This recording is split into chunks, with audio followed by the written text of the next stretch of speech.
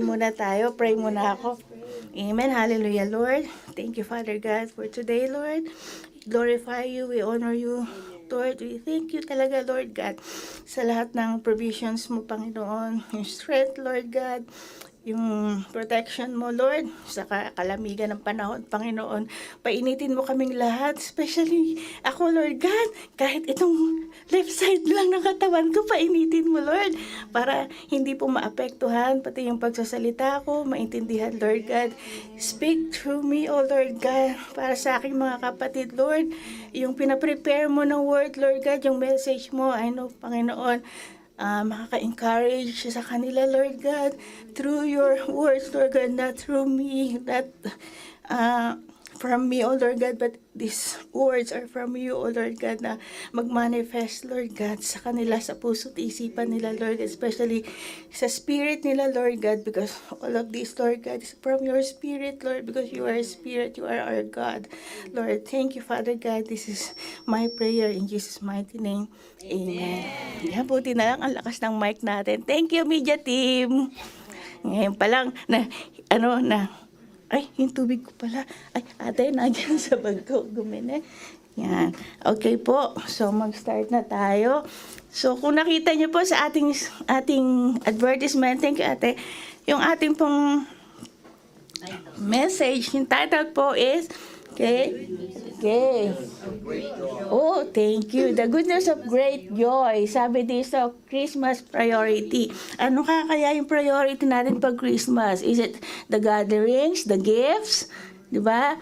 Yung ma-reunion tayo, diba? Ma-reunion tayo mga Pilipino pag Christmas, diba? Pagka, pag may mga occasions, diba? Yung kasiyahan hindi nawawala sa ating lahat. Pero ano nga ba talaga yung priority natin at dapat nating i-prioritize every Christmas when we celebrate Christmas. So yun po, sabi diyan, good news. Ano kaya yung good news na yun?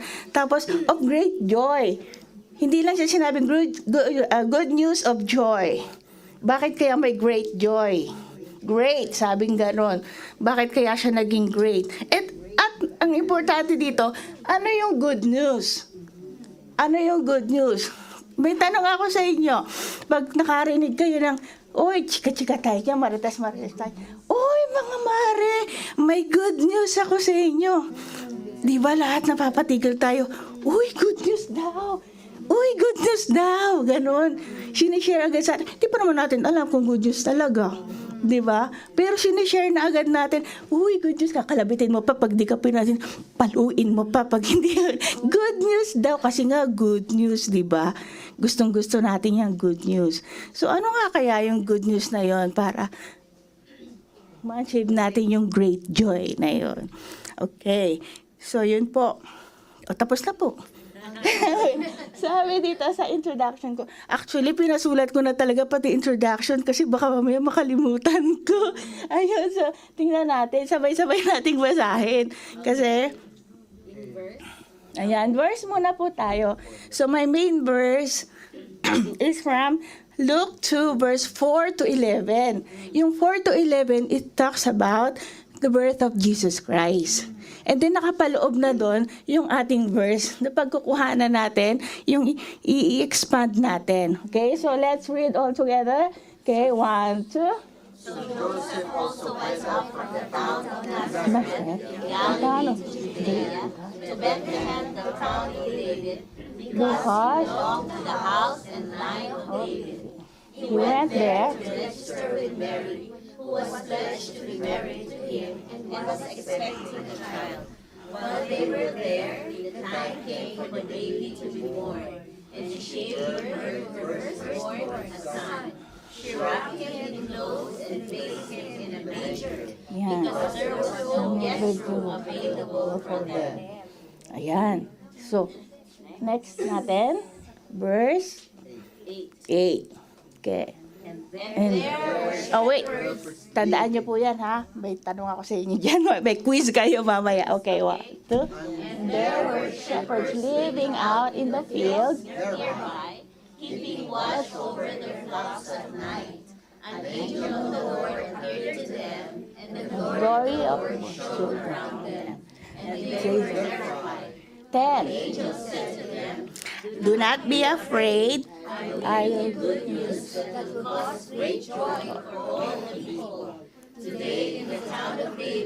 The saint shall find you. He is the Messiah, the Lord. Amen. Thank you, Lord. Okay, bigyan nga natin ng malakas na, bakit? Palakpak si Lord sa kanyang word. Okay, so, dun po tayo magpo-focus. So, alam naman natin, di ba, yung story ng birth of Jesus Christ. Okay, so, ba't dito tayo magpo-focus sa verse 10? So, as sabi sa verse 10, yan. Sabi dito, do not be, saan ba yun? Afraid. Do not be afraid. Sa ibang translation, fear not. Sabi ng angel sa kanila, fear not. Kasi kung ba naman, shepherd ka, tapos babantay ka ng mga sheep, tapos gabi pa nun, babantay ka lang ng sheep dyan, tapos biglang may appear sa'yo, angel. So, alam natin pag angel galing sa heaven. Amen? At kapag ka angel, ang kanyang message ay galing kay Lord. Tapos bigla kang kakausapin. Kaya sinasabi ng angel, fear not, do not be afraid. Sabi niya ganon. Tapos may kasunod. Ang kasunod, I bring you good news. of that will cause great joy for all. Ayan, sabi pa niya dito, great joy for all the people. Sabing ganon. Hindi sinabi ng angel, I will bring good news that will cause you great joy. Yung kayo lang, ikaw lang. Hindi lang sinabing para sa'yo, uy, meron akong good news para sa'yo. Hindi. Ang sabi, for all the people. So yun, doon po tayo magninilay-nilay, no? Dito sa, hihimay-himayin natin. Talagang, ano bang tawag doon? I-expound natin yung simple lang naman siya, di ba? Self-explanatory lang siya. May good news yung mga angels. Tayo nga, kapag nakipag-marites tayo, sinabing good news, excited tayo, di ba po? Di ba? Parang gustong-gusto mo agad marinig yung, pag pinapili ka, anong gusto mo? Bad news or good news? Gusto mo, good news agad, di ba? Pero dito wala sinabi na, bad news. Hindi pinapili ng angels yung mga shepherd kung good news ba o bad news yung gusto nilang marinig. Okay? So sabi dito, the angel's announcement on that first Christmas night wasn't just about a baby in a manger. It was good news of great joy for everyone. Okay, so yan. Saan ba yun? Yet, For? yet it. Saan ba yun? Yet, it, Contains asan yun? Hindi ko talaga makita yun. It contains entire reason. Sabi niya, we celebrate, decorate, sing carols, di ba? Yan. Yes, we gather with loved ones. Hindi naman tayo nag-gather with loved ones lang di ba? With our friends, di ba? With our relatives and sa co-workers. So, ayan. Thank you. And then, ano ba yung next? Nawala. Yan. Yan. Ito pa, sabi niya, the angels didn't say good news for yan, for temporary joy lang. Or yung mild happiness lang, sabing ganon. Hindi yung parang, pagkarinig, uy, meron akong balita sa'yo, sabing ganon. Hindi yung sinabing, may balita ako sa'yo. Kasi pag sabing balita lang, okay lang, balita lang naman, ano lang naman. Kasi sinabi niya, good news, magandang balita. And when we hear good news, ano po yung pumapasok sa isip natin? Maganda. And dito, pag sinabi, dito sa ating sa church, pakikinabangan, ganyan, di ba? Good news. Yung talagang magkakaroon tayo ng benefits o kaya talagang maganda yung magiging effect sa atin ng good news na yon. But biblically, when we say good news, it's what? Yes, narinig ko. Gospel. So when we say gospel, it's about the Jesus, about Jesus, but it's about the life, death, and resurrection of Jesus. But today, mag-start muna tayo dun sa life ni Jesus. Okay? Yung birth ni Jesus. Okay. Next po. Aray. Sumasabit. Okay. So, yan. Then, but how do we experience, let's find out muna. Let's find out how do we experience great joy. Paano nga ba natin mararanasan yung great joy na sinasabi dito because of that good news?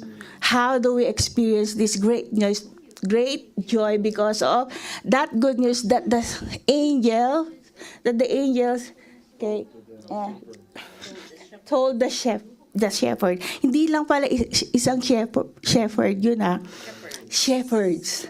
Actually, tatlo sila. Pero hindi ito yung tatlong magi Hindi ito yung tatlong pantas, wise men. Hindi ito yung tatlong. Imagine natin, sa dami-dami ng tao nung time na yon, there are so many people in the Israel that time. But why? The Lord gave this good news to these three shepherds. Pag sinabi kasing shepherd that time dun sa time na yon, they are the lowest status living in that place. Yung mababang uri ng tao, mababang uri ng kasi shepherd lang kasi may king, di ba? Tapos parang sa ngayon, paano ba natin siya ihahalin tulad? Quote and quote, disclaimer baka merong kasi taka-live tayo.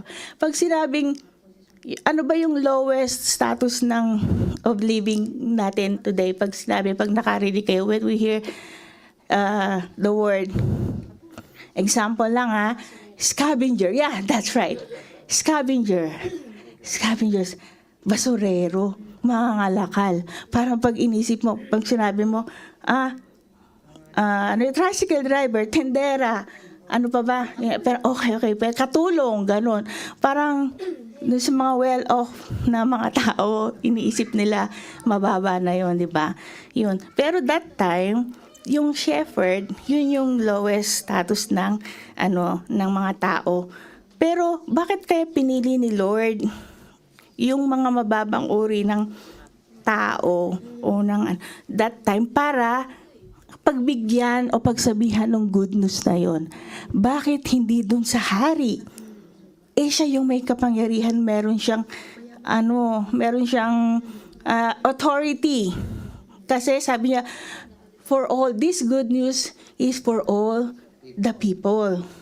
Anong magagawa nung tatlong shepherds na yun para i-spread yung good news na yun? Mga shepherds, sasakay sila dun sa ship, ganyan. Tara, pabug. Ay, di ba lang pinapalo?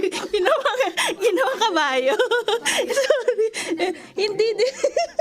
Yung pala. Sorry. So, nung inaaral siya, bakit dun sa tatlong shepherd? Nagbabantay nga lang yun, nakatayo nga lang yun dun Paano nila kakalat yung sa maraming tao? Ang binabantayan nga nila, sheep. Hindi naman tao. Di ba? Hindi katulad pag king, kung the good news was told to a king, mas marami siyang, may authority siya, mas marami siyang, tawag dito, paraan. Di ba? Para maipaalam yung good news sa maraming tao, 'di ba po? Pero bakit nga kaya dun sa shepherds na 'yon, no? So ano yung mensahe ni Lord, bakit? So 'yun, humaba na tayo, introduction pa lang. At anyways, ayun po. So 'yun, sabi dito, so how do we experience this joy today? Sabi niya, eto nung pinag-aaralan ko po siya, ang gusto ko lang talaga joy. Ang gusto ko talaga itong apat na to love, joy, peace. Pero sabi ko, medyo mahaba. Meron tayong event mamaya. Aray ko, may event tayo mamaya. Sabi ko, ito na lang, joy. Maikli-ikli. Pero nung inaral ko, mahaba din pala. Pero, ayan, kaya nag-come up na lang ako. I came up with this. Actually, this is not my idea, syempre. Research tayo dyan.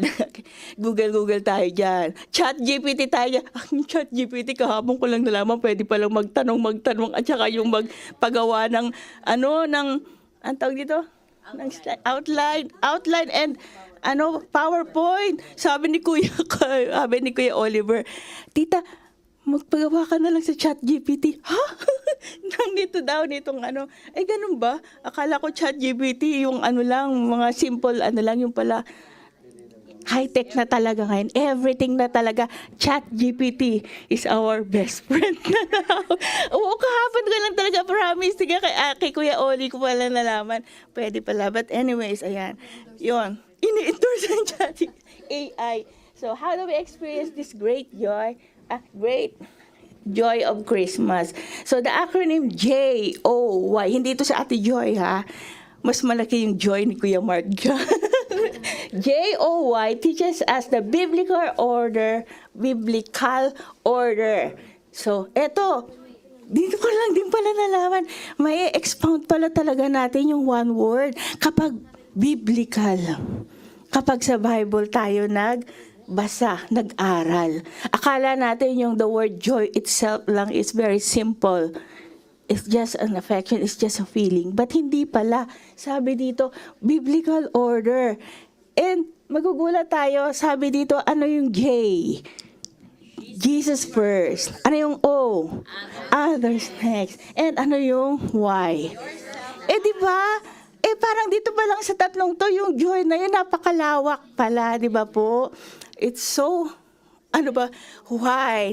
Pag in-expand natin, when we expound this word joy, okay? So, let's go to our first point, which is, yan. J. Jesus first. Sabihin nga natin doon sa katabi natin, left and right 3 times, kahit nasa alam. Okay? 3 times. Okay. Jesus first. Jesus first. Jesus first. Wait. The question is, yeah. Did you say it with feelings? Did you say it from your heart? Really? Sinabi niyo ba talaga yon? Baka naman kasi sinabi ko lang na sabihin niyo, kaya sinabi, Jesus first. Para na lang kayong Marites, ha? Wala sa heart. Nasa bibig lang lagi sinasabi. Okay? Jesus first. Kailangan nating namnamin pag sinabi ng Jesus first. Tapos, may isa pa akong nilagay dyan. Yan. Put Jesus Christ at the center of your joy. So, hindi lang Jesus first, yung J natin. Also, Jesus at the center. Okay? So, hindi lang siya Jesus first, yung J natin na letter. Kundi, Jesus at the center. Center of what? Joy. And center of ourselves, our heart. Yeah, joy lang sinagay ko dyan. Pero syempre kasi yung joy natin nagagaling sa heart. So, Jesus at the center of our hearts. Okay, because joy comes from our heart. Okay? So, ayun po. And sabi ko dyan, yan, ito pala. Angel said to them, do not be afraid. Bring good news that cause great joy for all the people, for everyone. So today, asan na ba yung mali pala? Ano yun? Sina. Yan. Sorry. So, itong JOY na to, na sinasabi ko kanina, Jesus first, others next, and yourself last. This is not a formula daw. Yeah. This is not a formula for self-denial, but a pathway to overflowing joy Jesus came to bring. Sabi ko, yung pala yun.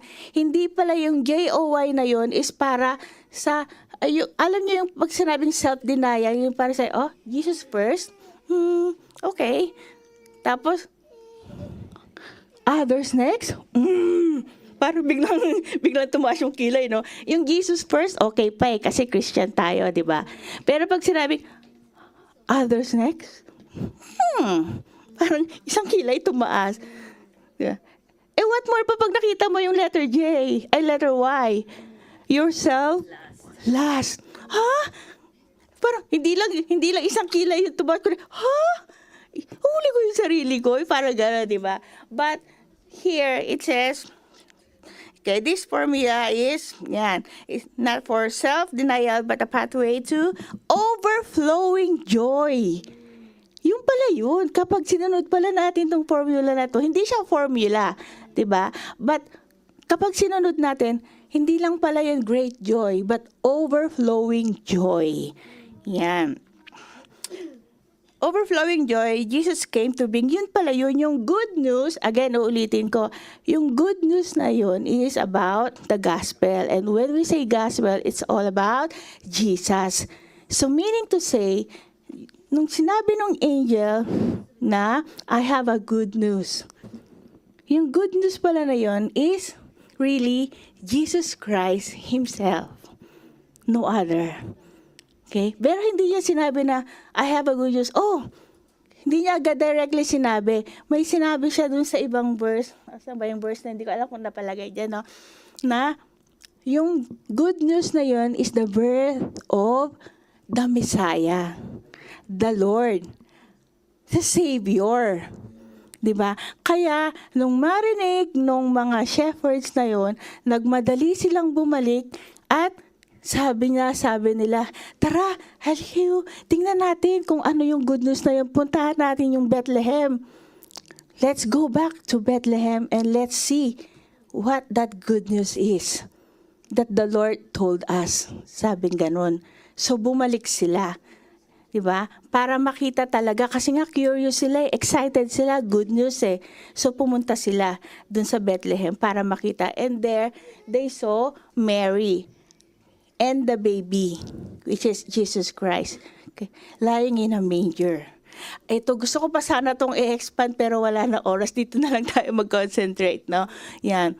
Kasi nga, pag naisip natin, oh, Jesus Christ. Tapos, nasa manger lang siya. Bakit? Pero hindi yun. Baka si pastor na lang mag-explain na sa inyo. Mahaba pa rin kasi yun. So, let's concentrate on this J-O-Y, which is joy, okay? So, yun po. So, yung sinabi ko nga, yan. When Jesus is the center of our lives, joy is not dependent on any circumstances. Tama, di ba? Hindi siya nagdedepende dun sa sitwasyon mo. Yung joy na yon. Yan. But, okay, rooted in His presence. Aray ko. Yun. Yung joy na yon, di ba, short, ko lang testimony. Nakikita nyo naman kung ano yung circumstances ko ngayon, anong situation ko ngayon. But yung joy kasi, sabi niya, rooted in His presence. When you have Jesus Christ in your heart, you know that His presence is in you. Always, all the time. And when Jesus Christ is in your heart, the joy overflows. The joy overflows in your heart. So, in any situation, whatever situation, circumstances, struggles, problems that you have, even in times of sickness, illness, yung joy mo talaga hindi mawawala. Kasi nga sabi ko nga sa inyo nung nasa hospital ko, when I was in the hospital, left and right, makikita mo, you will see many people are struggling with different sicknesses, different illnesses. Yung iba hindi na talaga makatayo. Yung iba aray na lang ng aray katulad nga nung katabi ko. Diba? Na Pilipina pala. Pilipina pala siya. At gusto kong i-share sa inyo to pero dito kasi nag-overflow yung joy ko. Doon sa situation na yon na talagang kada minuto na ganun yung naririnig ko. Yung pala talagang she was in pain. Na ako, ito, masakit siya.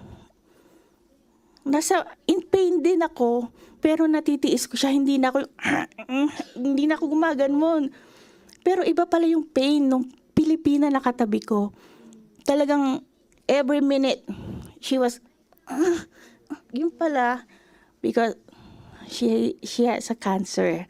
liver cancer din. So yun po, tapos nung naririnig niya pala, she heard us talking with, I was talking with my husband and she heard us.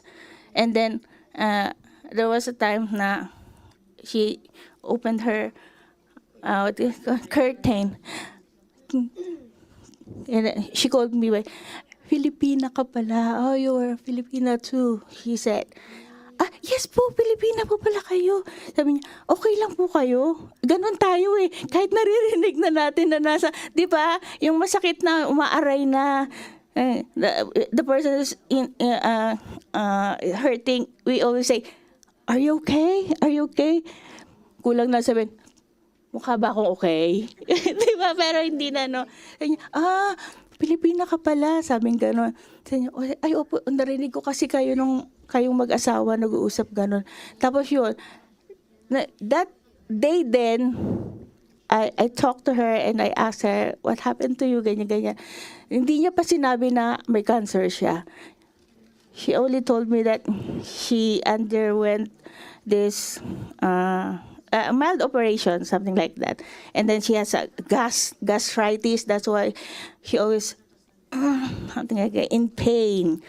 And then, because I was also in pain, but the Holy Spirit urged me to pray for her. Ate, can I pray for you? Pwede ba kitang ipag-pray? Sabi niya, ay, bakit? Christian ka ba? She asked me, are you a Christian? Yes po, I am a born-again Christian. I told her, dati rin akong Kristiyano. Sabing ganon. I was a Christian before. Sabi niya, she said, okay po. Pero hindi na kasi ako pumupunta sa church ngayon. She told me. And then, okay po, sige po, pray po tayo. Then I prayed for her. But that time, she was really in pain. Kumbaga, quote and quote, hindi daw siya makadumi. Yeah, that's why, yung tiyan niya, bloated and full of gas. Kaya ganun yung pain niya.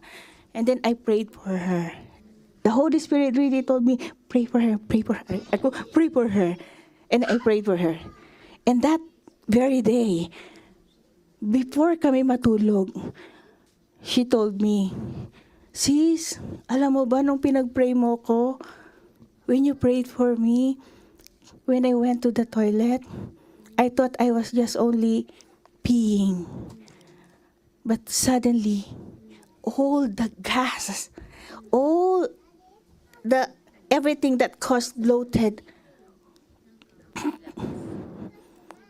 I went it up. Parang, Lord, parang nag-overflow talaga yung joy ko because of that. And that's all. We shared Jesus Christ. I shared Jesus Christ. But that's because of the Holy Spirit.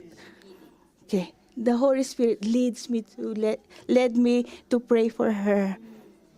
And then from then on, she always tells me, sis, ang sakit ng ganito ko. Ang sakit ng ganito ko. Lahat na lang na masakit. Pray for me. Ganon. So, yun. Oo, totoo. Really. Ayun. So, yun yung joy eh. Yung joy na hindi mo ma-explain. You're also in pain, but the joy inside of you, bubbling, the joy inside of you overflows. Diba? So, yun sinasabing joy overflows. Because Jesus Christ is at the center of ayoko naman itaas yung sarili ko, di ba? But ito yung sinasabi, when Jesus Christ is at the center of your heart, of our lives, joy overflows. Amen? Amen po. Ayan. Sabihin nga natin sa katabi natin, joy overflows. Yes.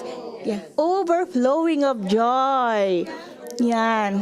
Kasi, kaya ako pinapaulit sa inyo, di ba, because we have the authority, our tongue, di ba? So, pag sinabi natin talagang mangyayari, especially if we say it with the Holy Spirit's guidance. Amen? Yan. So, kaya kailangan ulitin ng ulitin. Yun. Kaya pag sinabi kong repeat, ulitin nyo, sabihin natin kasi nandito tayo. The presence of the Lord is in here. Amen? And naririnig niya tayo. Kaya pag sinabi natin, alam natin na mangyayari yan. Amen? Declare it and decree. Okay? Next, letter. Okay, point number 2. Baka may nakalimutan ako. Yan. Ang point number 2 po natin is letter O.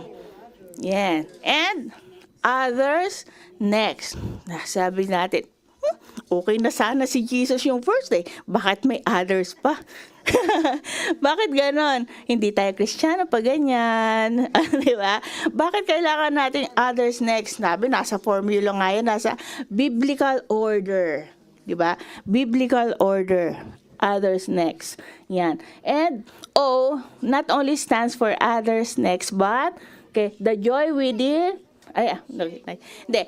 I mean, yung O natin is not only others next, but overflowing gratitude. Amen? Let's sabihin nga natin, overflowing gratitude. Overflowing gratitude. Okay. Pag sinabing overflowing, sabi dito, others next, share the joy with overflowing gratitude to all people. And what do we mean by overflowing gratitude? Okay, so this overflowing gratitude, it means spiritual attitude. Itong overflowing, yung gratitude itself is a spiritual attitude. And that is rooted in recognizing God's grace, goodness, and His sovereignty. Amen? Yung overflowing, yung gratitude na yun, nag-overflow sa atin because of His goodness, God's goodness. Recognizing, kinikilala natin yung kanyang kabutihan, yung kanyang grasya. Kaya yung gratitude is nag-uumapaw sa ating puso.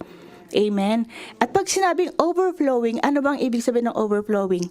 'Di ba? Umaapaw nga. Ibig sabihin, sumusobra. At kapag sumusobra na, 'di ba sabi, isi-share daw natin. Kasi kesa naman matapon, kesa masayang, i-share natin. Pero, ano ba yung kailangan nating i-share? Yung joy lang ba natin? No. What we need to share because of that overflowing joy is the goodness of the Lord. Amen? Yung grace niya sa atin. Because we feel this joy, the God's grace and goodness is in us. And if it is within us and it overflows, we have to share it with other people. And that's what the shepherds did. They shared the good news. Kasi excited sila. If they felt excited, they want other people because the angel said, for all the people. So they have to share it with other people. Kaya nga bumalik sila, di ba? Shinare nila. Ako, may pumasok na naman sa isip ko, sabi kong gano'n. If the angel appeared to the king, Herod, do you think Herod will share it to other people? No. Why? Because, di ba, he has this fear na this Messiah will be the next king.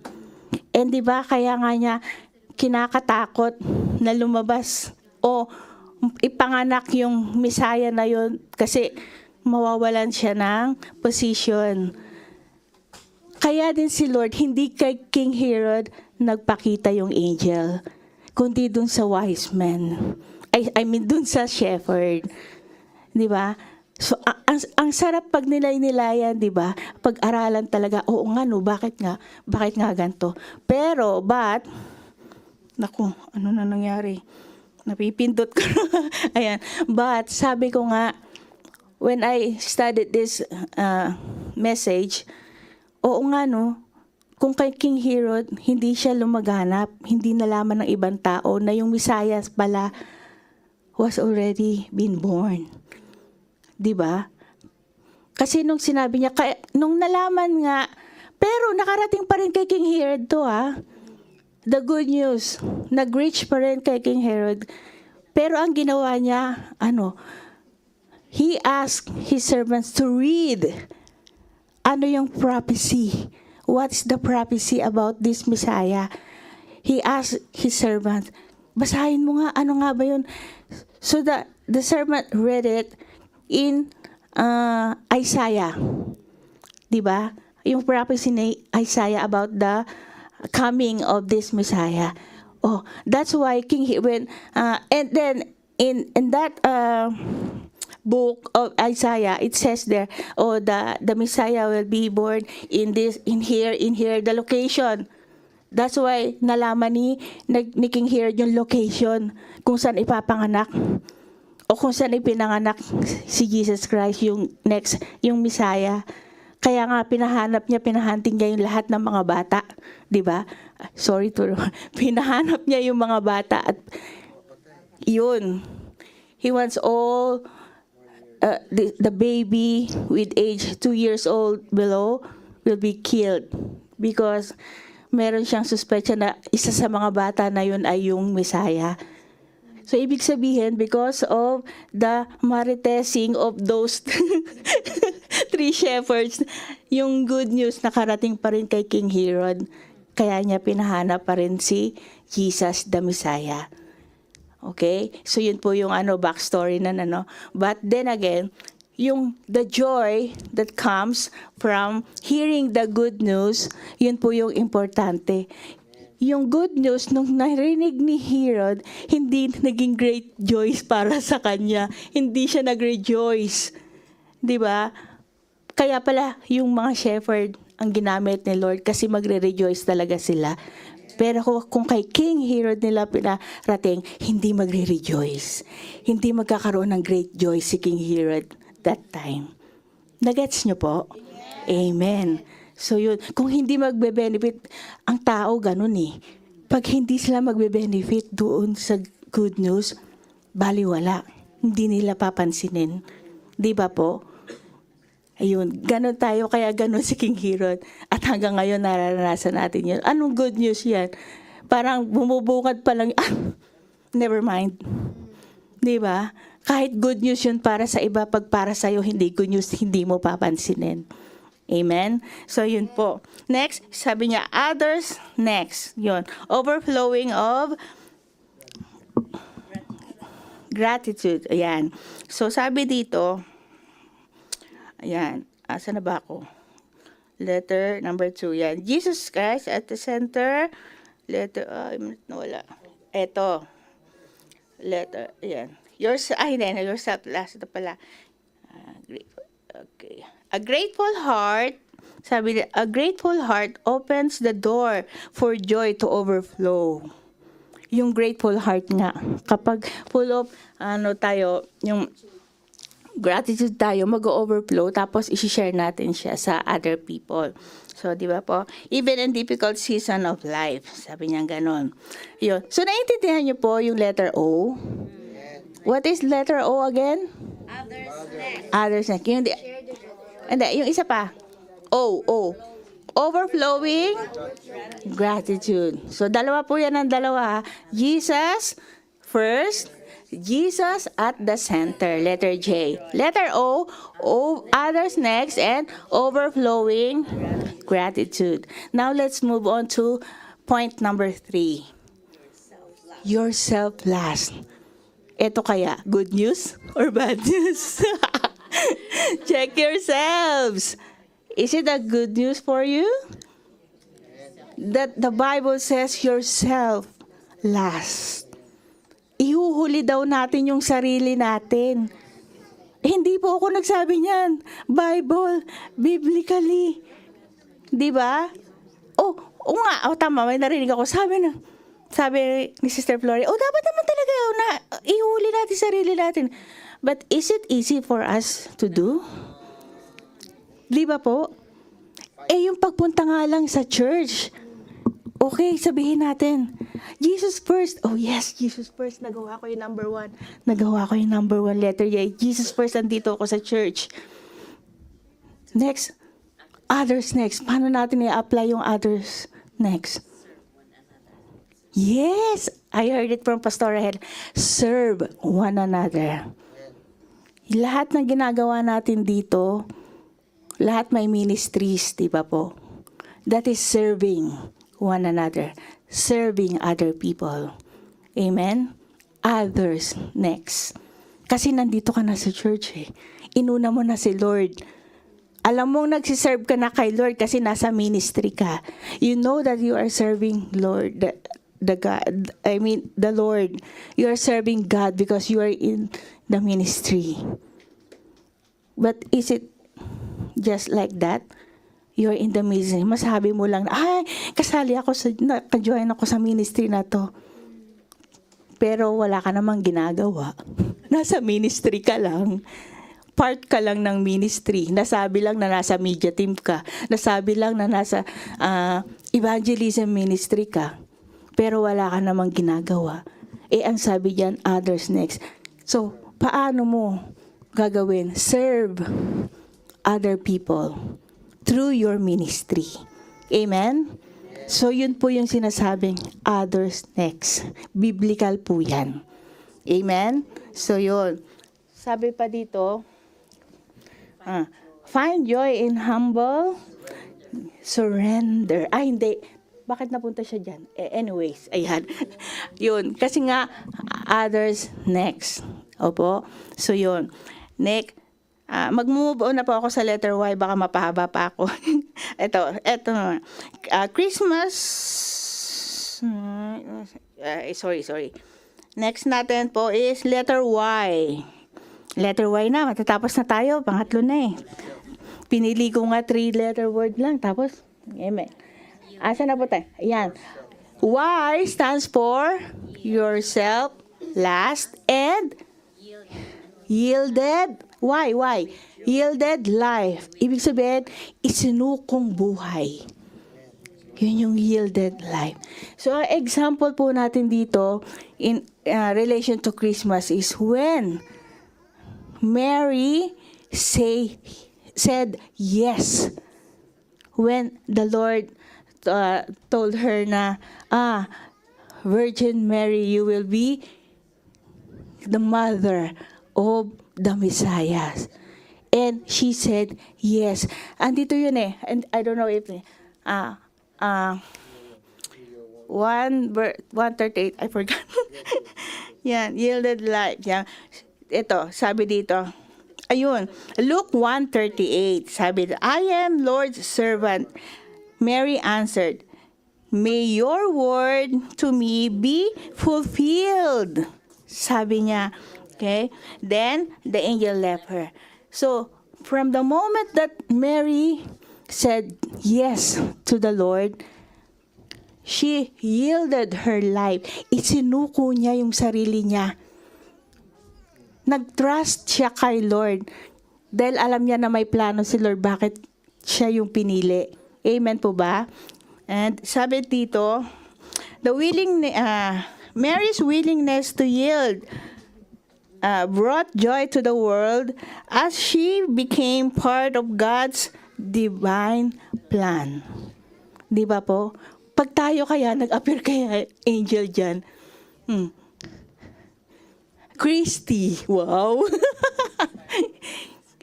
Virgin Mary, you will be the mother of the Messiah. Will you say yes? Yes, agad. Di ba po? Kasi isinuko mo na yung buhay mo kay Lord. That's the meaning of yielded life. Yung pagsuko natin na whatever God wants us to do, we will say yes. Yes, Lord. Yes, Lord. Diba? Yes, yes, Lord. Amen. Diba po? Kanta yun, diba? Naalala ko lang. Diba? Kapag may pinagawa, you know that our struggles, our trials, this is God's calling to us. Na kapag tagumpayan natin yung, anto? Ano sinabi ko? Struggles and trials na yan. Kasi yung, pag karamdam mo pa lang nung, may problema ako ngayon. Oh, yes, Lord. You're in my heart. I know that you will, okay, you will work in me. Miraculously. Yes lang agad. Yes lang. Kahit alam mong mahirap. Even though you know that it's very hard. With that struggle, with that trial, you feel hard, you feel talagang as in down ka. Yes ka lang kay Lord. Kasi nga, I always say this, the Lord will not give you any trials, struggles if you cannot bear it. Because He is with you. Don't worry. I am your Lord. Lagi niya. Sa akin ha. For me, that is what the Lord always says. Anak, I am with you. Don't worry. Be happy. Yan, 'di ba? Because the joy of the Lord is our strength. Whenever we feel down, hurt, yung as in parang nasa zero ground ka na.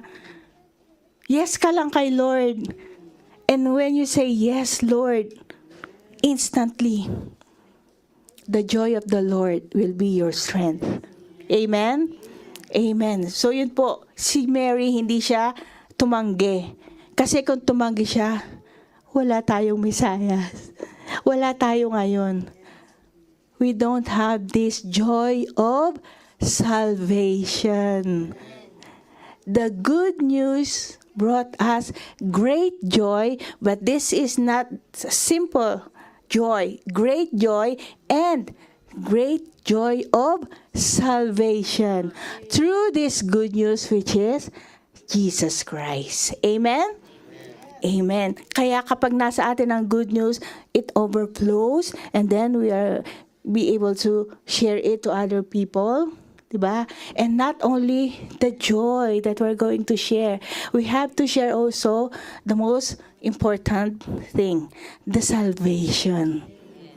And not only with other people. Kasi sometimes nga nauuna natin yung ibang tao. Pero sabi, magsimula tayo sa ating family, inside your home. Diba? Pero sometimes mahirap talaga.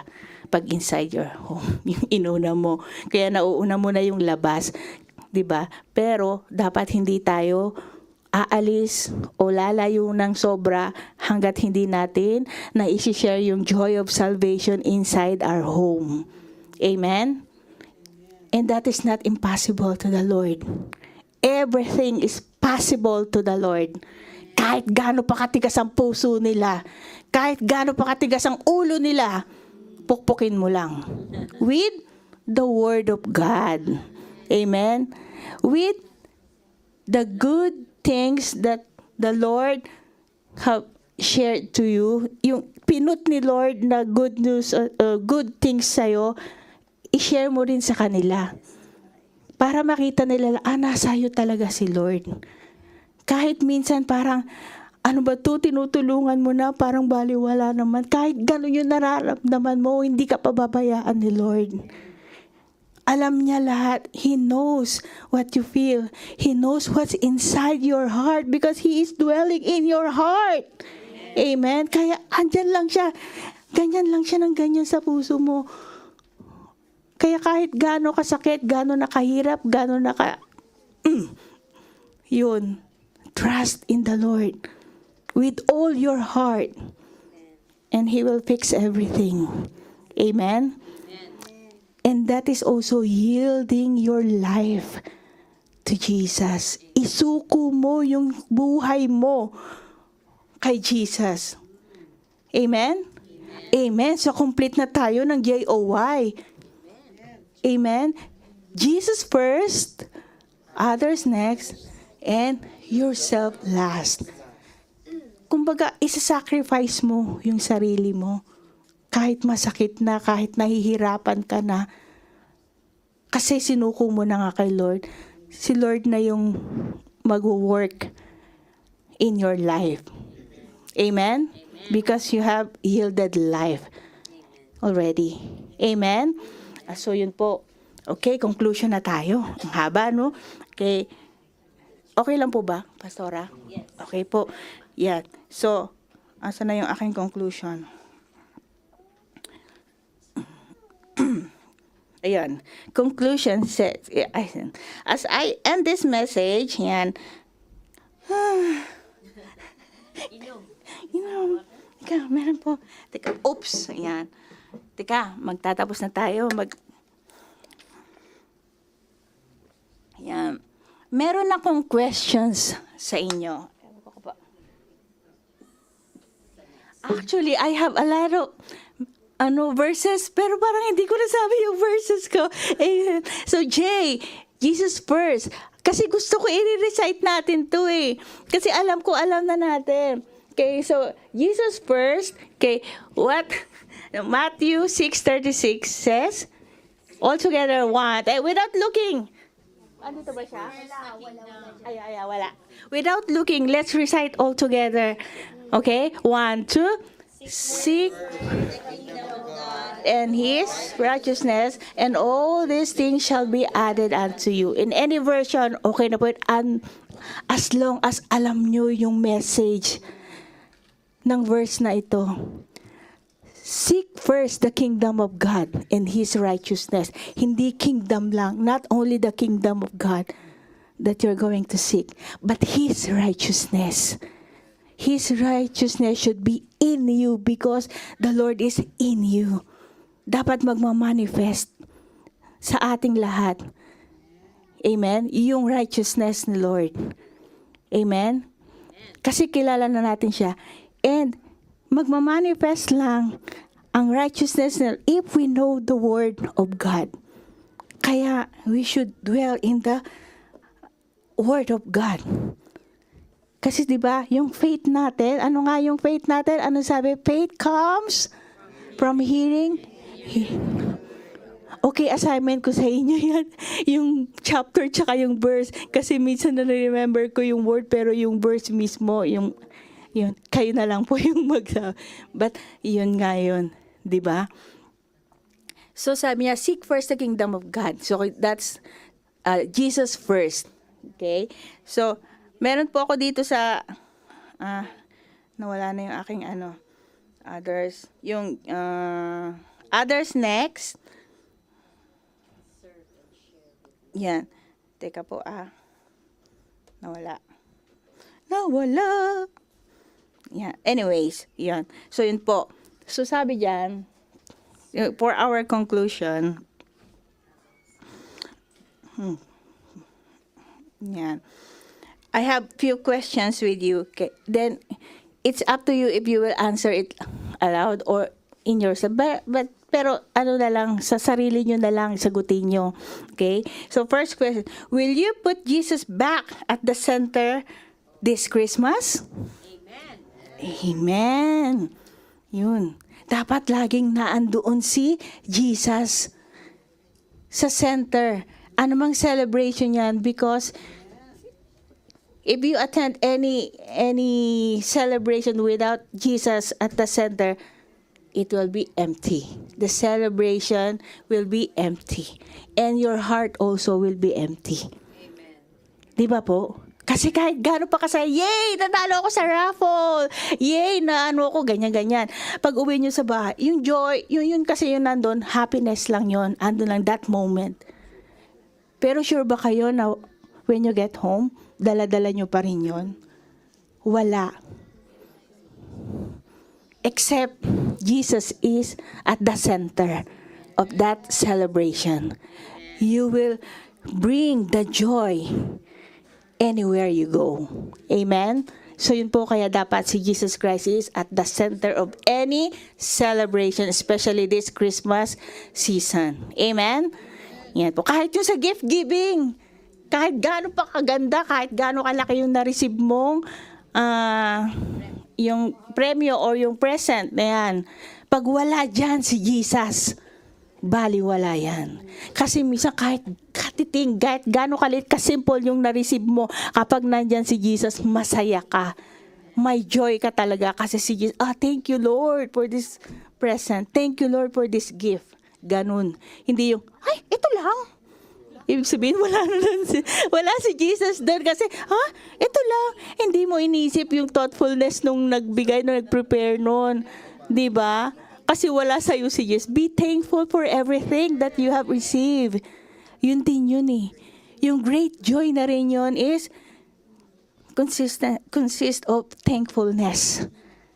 Amen? Yung joy na yun. Be thankful for everything. Amen?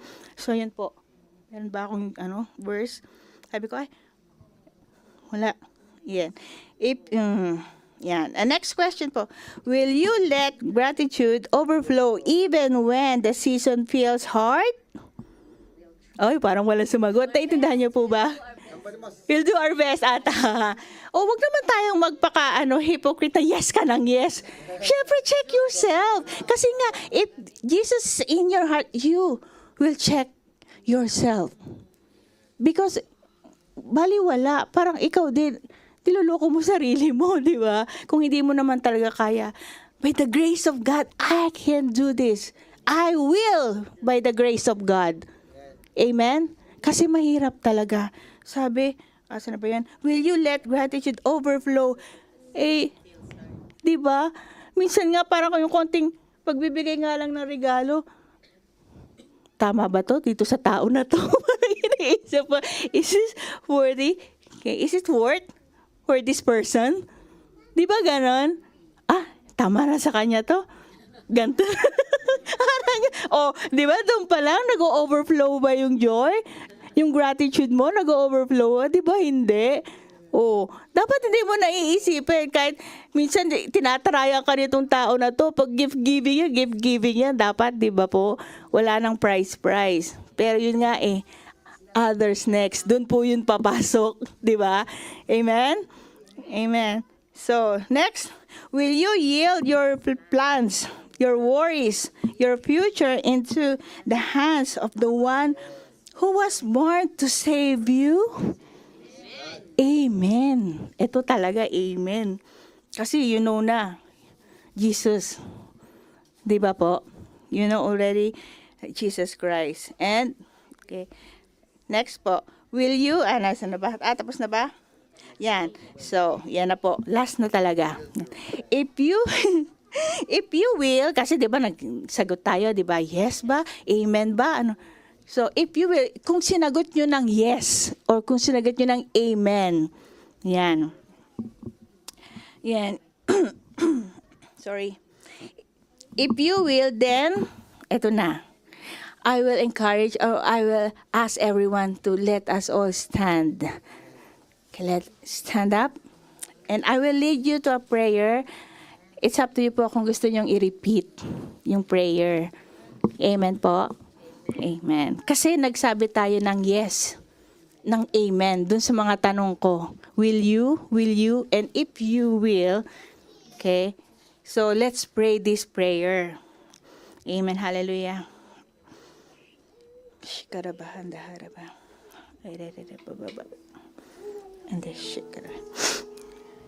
Hallelujah. Okay.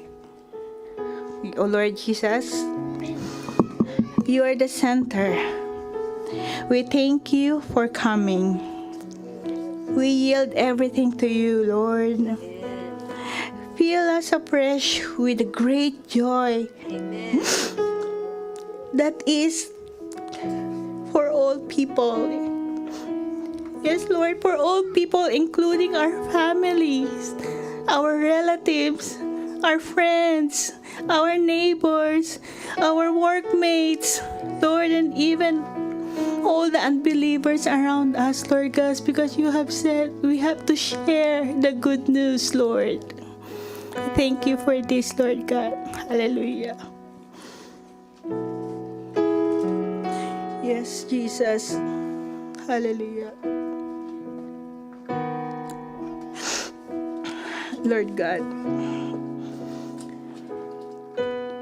we know that not only the great joy that we have to share for everyone, but most especially, Lord God, the joy of salvation, the reason why God the Father gave you to us. He sent you here for our salvation, Lord God. And we thank you for that. We really thank you. We really are thank you, Lord God. Lord, search our hearts right now, Lord, as we say our own prayers. Lord, I'll give my brethren at least 1 minute to pray what's in their hearts. The prayer of thanksgiving, the prayer of asking forgiveness, the prayer of holding on to your promises, Lord, because this Christmas, this is in remembrance of your birth, O Lord God. Hear our prayers in Jesus' name. I'll give you 1 minute, at least 1 minute to pray for your own petitions in Jesus' name. Amen. Hallelujah. Hallelujah.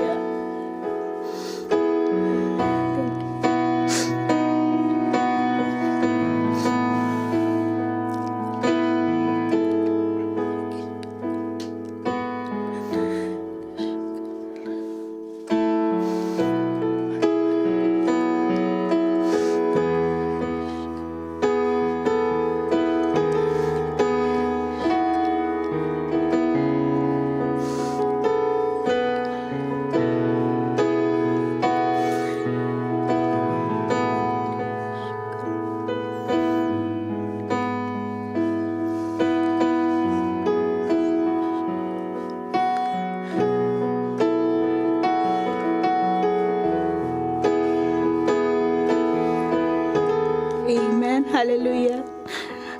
Our Father, Father God in heaven, we thank you for the gift of life, O Lord God. Lord, na na-experience namin, Lord, yung great joy because of the good news is the Lord Jesus Christ, Lord God, that you have given us this opportunity, O Lord God, to celebrate it with Him, O Lord God.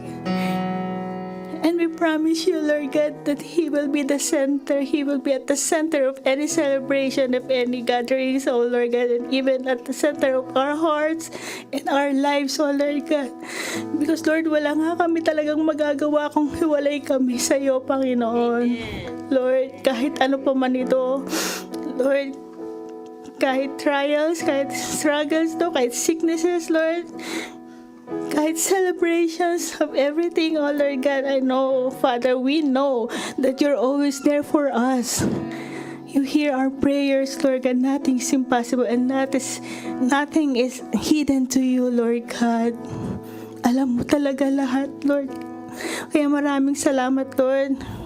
And as we end this message, Lord, I know, Father God, that you touch everyone's heart, oh Lord God, with this message.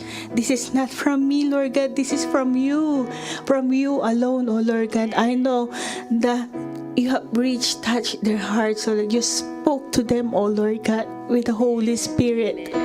I thank you for this, Lord, for this day. We thank you, Father God.